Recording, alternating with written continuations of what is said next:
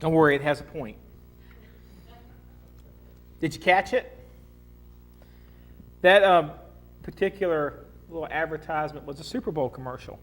It didn't win the best commercial, but I want to tell you what, it's a piece of marketing genius. Did you notice what color the car was? It was red. That's the color of excitement. That's the color of change. Did you notice it was a hatchback? Usually something that's associated with a family life, something that's associated with mom, something the mom would drive. And who was driving? It was a lady. This is a commercial that was targeted to females about the excitement of their life. But did you catch it? How many people here could tell me what the fine print in the ad said?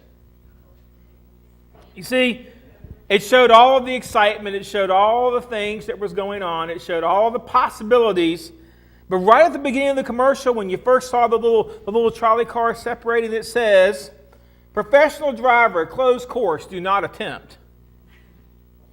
As the car is going up the ramp and getting ready to make that great jump onto the train, it says, "Fantasy, do not attempt." And then you know what? Right at the end, when they're on the train, it says, jumping on a train, right there on the train, it says, "Cars cannot actually ride on top of trains." And then at the end, right there where they're swerving into that parking space, something that doesn't look that difficult, but right at the bottom of the screen it says, "Still a professional driver, closed course, do not attempt." And it's funny, then in the big letters right at the end it says, "Commute your way."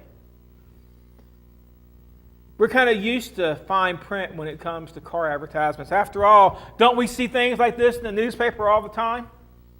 Right there in the newspaper, there are those big, bold letters, only $199 a month, $88 down. It's really cheap. It's really easy. And then in the little bitty fine print that you'd have to have this giant magnifying glass to even make out a letter, it tells us things like taxes, tags, delivery, professional fee, processing fees not included.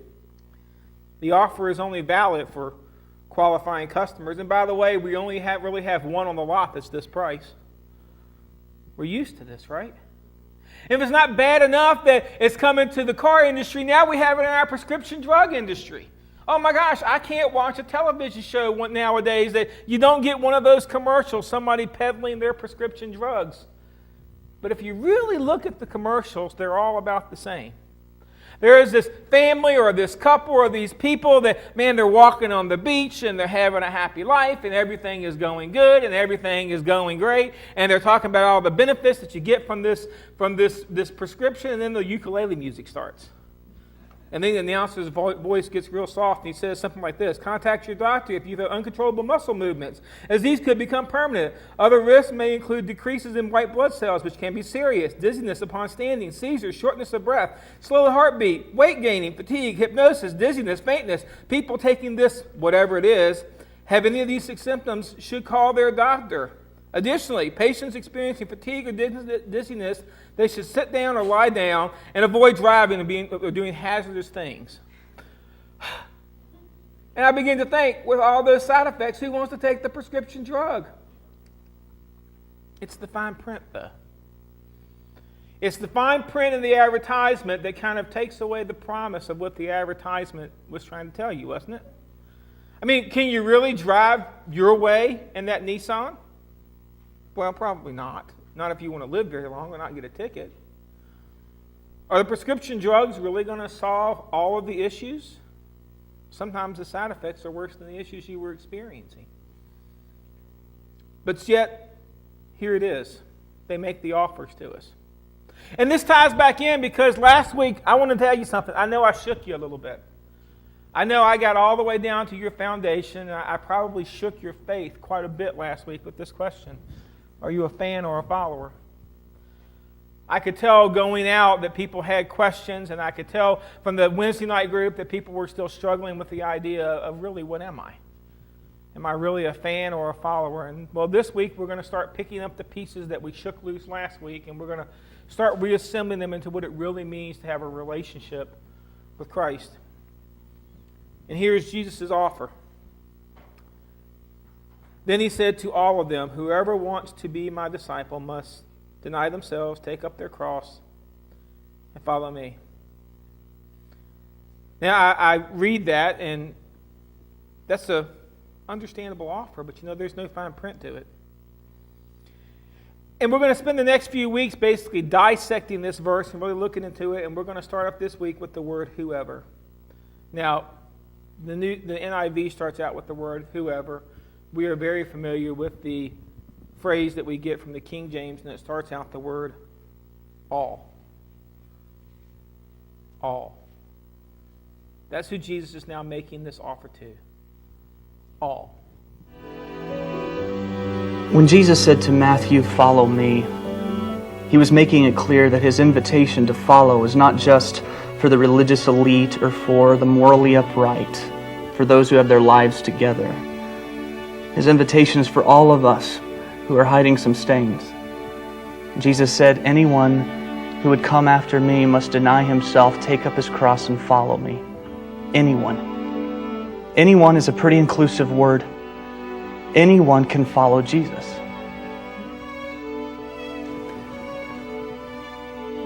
Anyone who's ever thought to themselves, "I've gone too far, my stain is too big."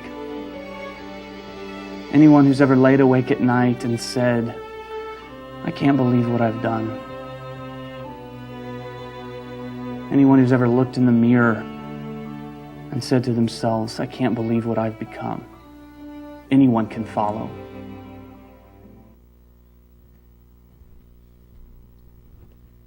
This morning we're going to talk about anyone. An open invitation. And if you want to really understand this open invitation, you really don't have to look any further than Jesus' disciples.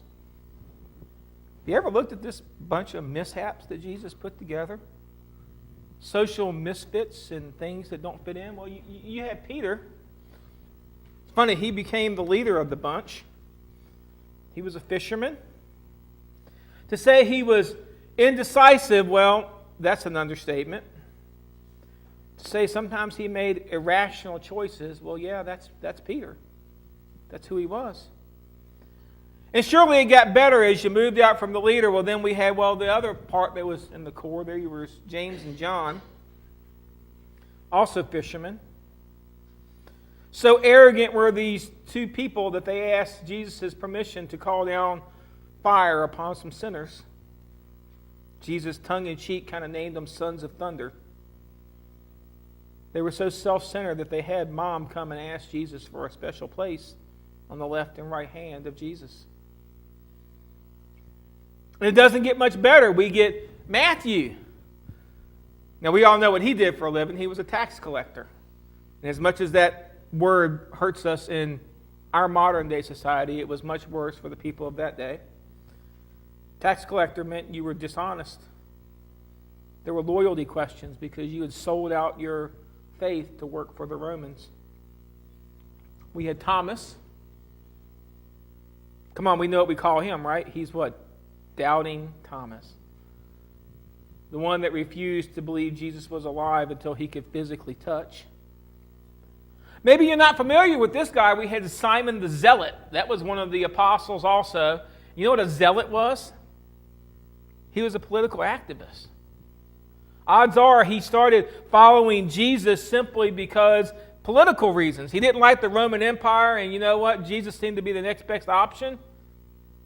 That's who he had. We had Nathaniel, Mr. Pragmatic. Decided to follow Jesus because Jesus told him he saw him sitting underneath a tree. And then we have Judas Iscariot, and where do we even start? And I got to tell you something. Every single one of the disciples that Jesus called, they had stains. They had blemishes, spots, things that didn't fit. And I got to tell you, either Jesus needed to hire himself a new HR department, or there was a point. There was a point to who Jesus picked out, because as you look down the list, you know what you don't see? You don't see religious people on Jesus' list.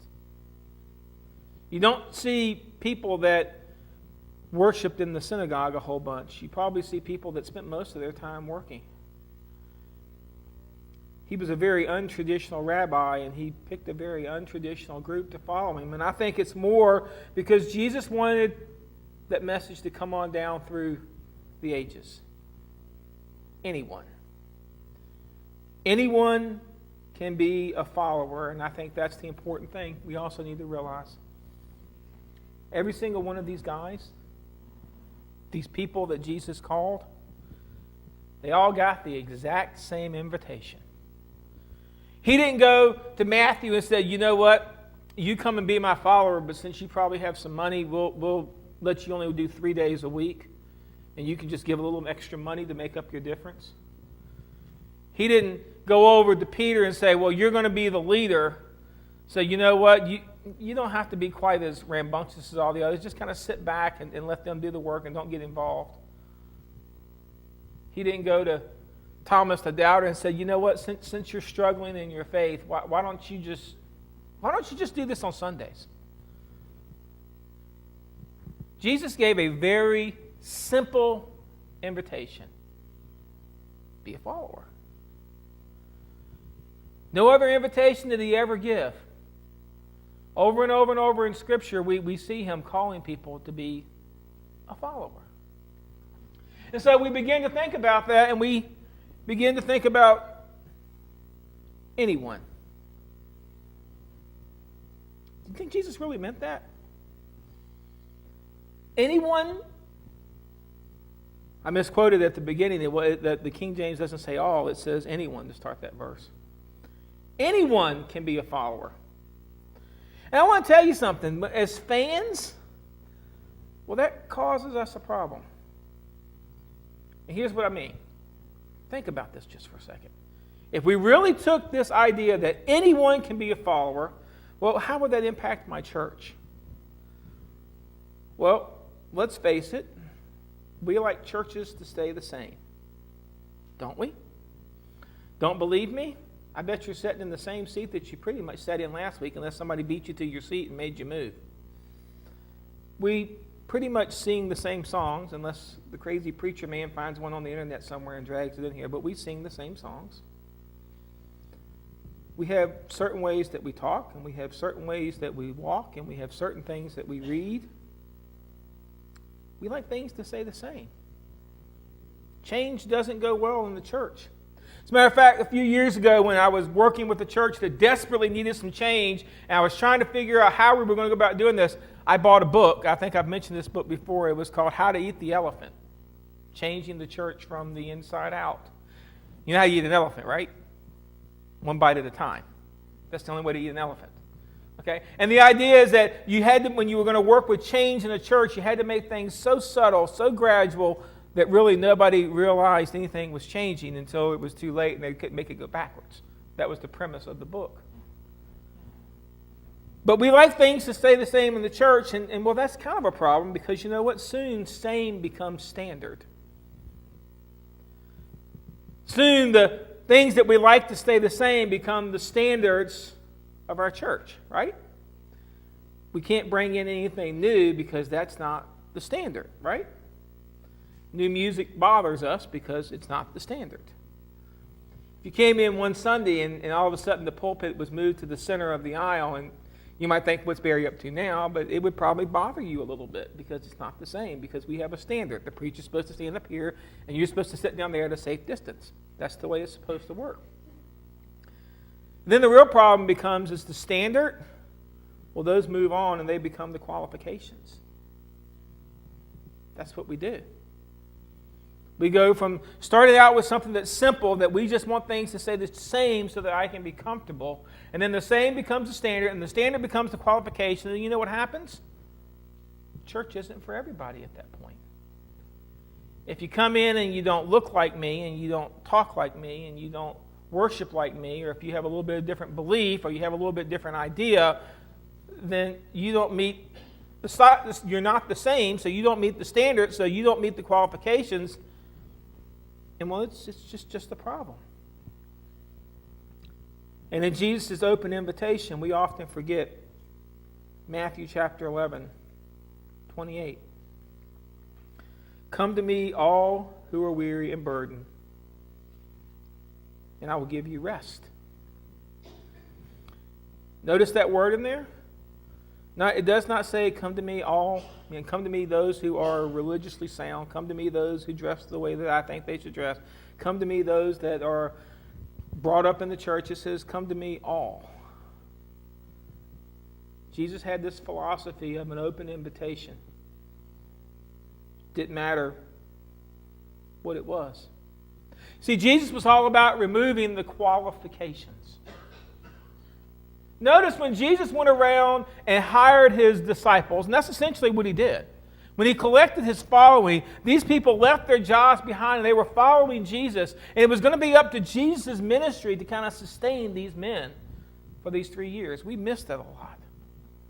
And when Jesus brought these men into his ministry to follow him, he didn't sit down at a desk and say, well, now, let's just take a look at your qualifications, Peter. Because if he did, Peter would probably still be on the boat. He didn't take the qualifications of Matthew and say, let's look at your qualifications, Matthew. Because you know what? If he did, Matthew would probably still be collecting taxes. Jesus was all about removing the qualifications. Something was going to be different. The invitation was no longer just for the religious. Think about this for a second. The area that Jesus came into, the society that he was born into, was the Jewish society. Now, we know about the Jewish society because we have the Old Testament. And we've read through the Old Testament, and we understand the Jews were told what? You were God's chosen people. Not the Palestinians, not the Philistines, not the Amorites, the Hittites, and all the other ites that lived in the area. None of those people are God's people. You are God's people. Think about the culture shock of what Jesus was saying now. Okay, God's got other plans. You were God's people to birth something new that's going to be an open invitation that's going to be to every single nation. It's funny, the Jews kind of missed that. I read the scriptures from Isaiah where they were promised that nations were going to come to you. The Jews missed that. You see, the Jews just wanted things to stay the same. Jesus wanted to remove all of these qualifications that the Jews put in place. So what does it mean to have no qualifications? Well, think about what this would make our church look like. If we remove some of the qualifications that we put out there on people to say, come to church with me, what would it look like? Well, that would mean, got a sexual past? Got issues with things that have happened? Come on, it's all over the headlines, the gay marriage thing, and every time we see it, it makes you crawl a little bit. I know it does. That's in your past. You know what Jesus says? Anyone? Had a problem with adultery? Jesus says, anyone? Had a problem with an ex-con? You've been in prison? Served some time? Done some things wrong? Society says that you're no longer a citizen like everybody else. You know what Jesus says? Anyone? Those people can follow me. What about an inmate? What about somebody that's still in prison? What about them? Surely not them. Well, anyone. And you also realize that means any crime. Wow. That's a little hard for me to swallow, isn't it?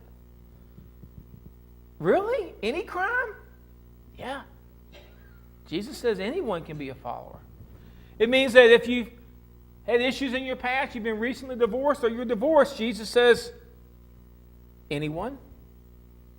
I can deal with that. What about this one? What about the legalists? What about the people that just thought, well, you know what? Jesus can even deal with the legalists. If you're just all about the rules and regulations, Jesus said, you know what? You can be a follower too. It's anyone. Alcoholic? Pothead? Pick your other kind of addiction. Jesus says anyone. What would your church look like if we had this kind of an open invitation? I don't think many of us would be comfortable in this kind of a church, but this is the kind of congregation Jesus was working toward. Anyone can follow Jesus, regardless of what stains you have in your past. It's kind of funny, in the book that was written about this whole sermon series started with a book. And the author, Kyle Idleman, tells a story in the book about the couch. All right?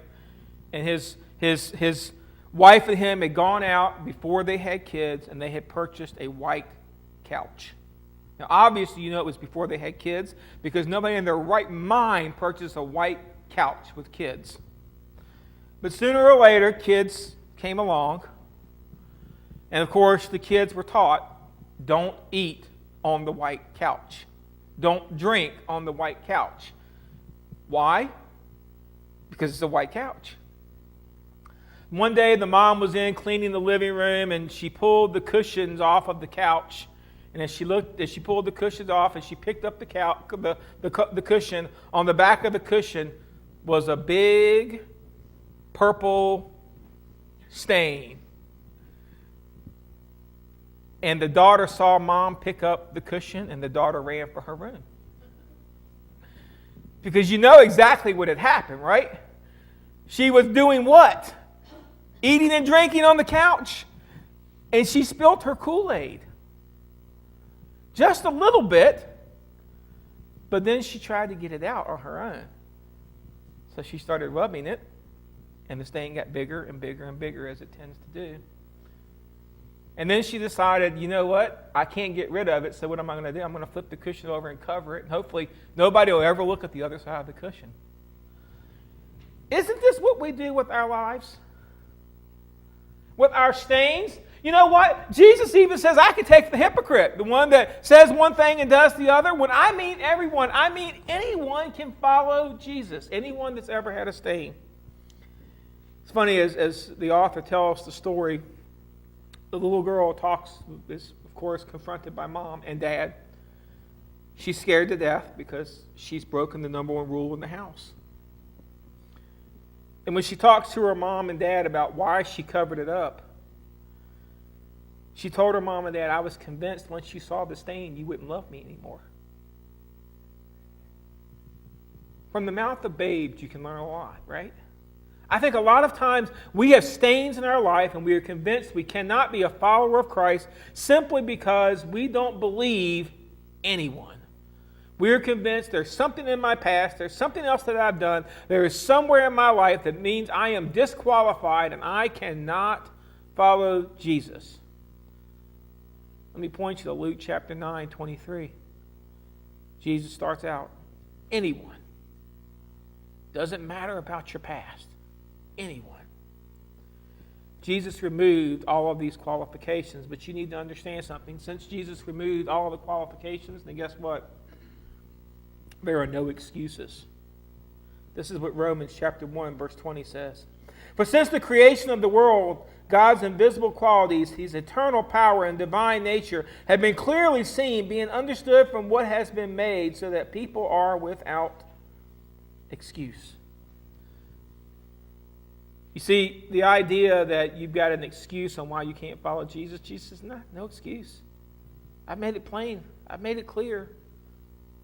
No qualifications, just follow me. And I want to tell you something. Fans, well, this is going to bother them. You're hearing this morning, and fans, this is going to bother them because fans seek to exclude from the invitation.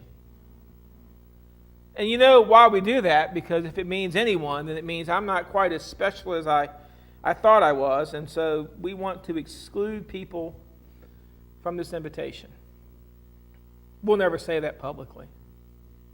You'll never have a church member raise their hand and say, well, if this kind of person comes to church, I'm not coming. You won't have that. But we do. See, unfortunately, in a church, we kind of get the country club mentality. You know what that is, right? You're a member. I remember when I was in high school, they had these things called members-only jackets. Y'all remember these? Your kids probably wanted them. They were about 60, 70, 80 bucks. Members-only jackets. And, you know, I don't know why it was. It was just a fancy windbreaker with some zippers and buttons and snaps and all on it. But since all the other kids had one, if you didn't have one of these, you weren't one of the cool kids. By the way, I didn't get one. I had one later on because I was never one of the cool kids. I got one later on after it wasn't cool and they were all on clearance sale. But that's the way it worked. They had this members only, and we have that mentality in the church. We forget about the fact. Underneath our cushions, there are some stains. If we were really to take our couch and we were really to begin to look at it, we would realize that we have things in our past also that we try to hide from God. We have some of the same stains that the people outside of the church have. But we've developed this idea that this invitation, it means it's for me. It means that it's for people like me. It's for the people that want to worship like me and talk like me and walk like me. And Jesus never said that. His word was anyone. It's open. Followers, well, they kind of embrace the invitation. This is a huge difference. See, when you're a fan, you try to look for reasons that people can't be part of the church. Reasons people can't follow Jesus. You look for those. When you're a true follower, you tend to start overlooking the stains.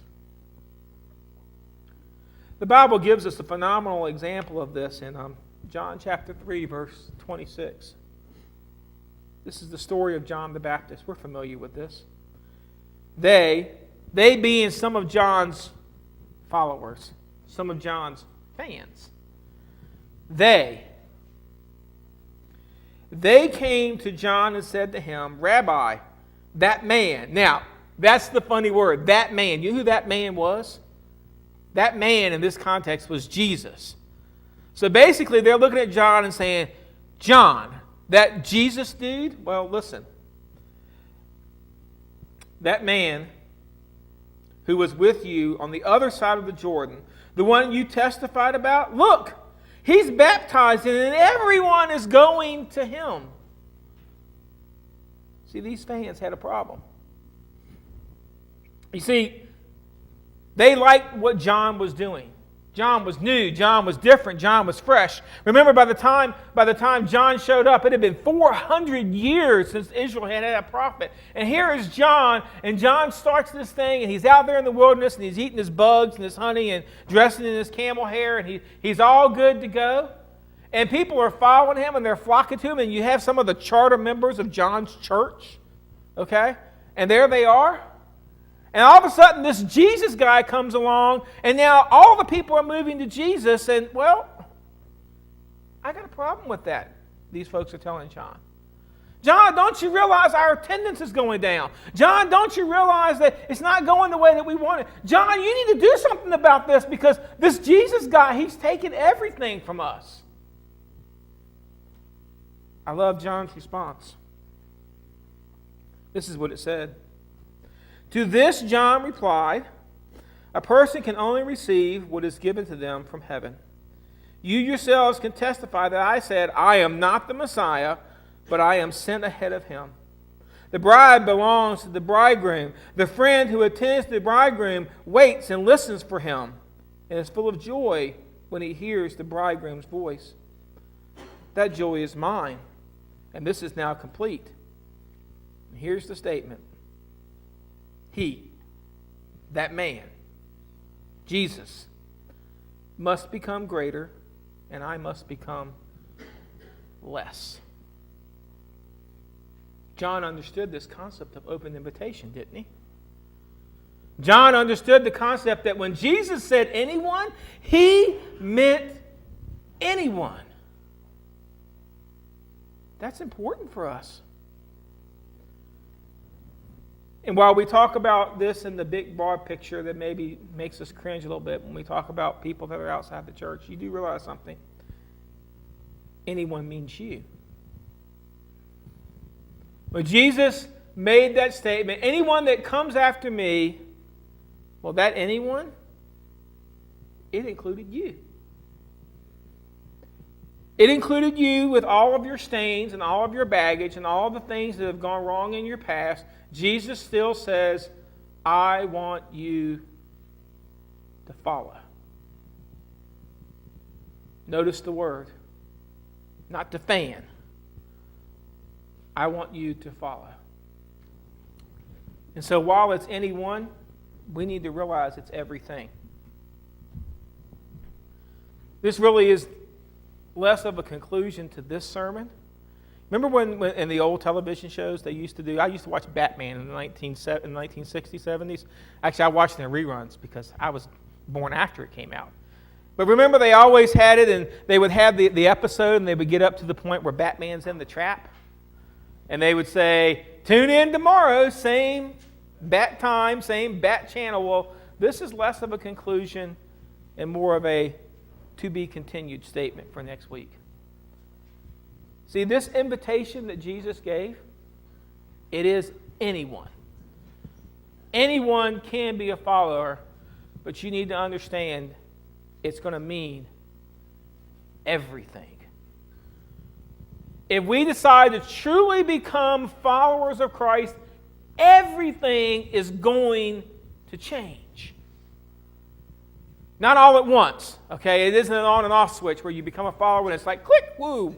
No, yay. It doesn't work that way, okay? But it will change. It may take a week, it may take a month, it may take years, it may take a lifetime, but everything is going to change when you follow Christ. Think about those 12 guys that Jesus called. How many of them were still the same by the time Jesus was on the cross? Not a one. How many of them were still the same after Jesus came out of the tomb? Not a one. Those guys that were indecisive and self-centered and worked toward themselves and were fishermen and carpenters and political zealots, if we read church history, every single one of them gave their life to Christ. And I don't just mean in sacrificial death. They gave their life to Christ. They followed. Why did they follow? Because it was the only invitation Jesus ever gave, not the others. So I want you to be prepared over the next few weeks because we're talking everything here. It's the most important thing that you will ever come to the conclusion to deal with. Everything will change. See, Jesus will meet you exactly where you are, but He'll never leave you there. He wants this relationship to move forward. So you get to be continued, you have to come back next week to hear what is everything really going to mean to me. Because I know you're looking at that word and that scares the living daylights out of you. Everything? Yeah. God wants it all. Every little piece of your life. We're going to do a time of decision, and I've been thinking how I'm going to do this decision all week because, I always have a nice little transition about what decision time is all about. And since it's kind of a to be continued, this is the only thing I can do for decision time. It's open. If there's something that you're struggling with in your life, you can bring it to Jesus. Maybe the invitation for you is you've never accepted Him as your personal Lord and Savior. You can bring that to Jesus. You can do that by coming down the aisle, and I'll meet with you and pray with you. You can do it by coming over here and getting on your knees before God. Whatever it is that you need to do, you can stay right there and just begin to ask Jesus, what does everything mean to me? Jesus may guide you to come down, especially if you're looking for that beginning relationship. And we'll turn Scripture. I'll show you what it means. But here's what I want you to get out of this. This invitation is for anyone and everyone. But not just the people that are here. The invitation is for all those people out there. There's only one problem. Those people out there didn't hear this sermon. So if this invitation is for them, that means that in our changing lifestyle, we're going to have to take down some of our qualifications, take down some of our barriers, and take down some of our standards, and say, you know what? I think I like this anyone thing, because it means my stains are covered too. If you're here today and there's something in your life you need to deal with, this is your time to do so.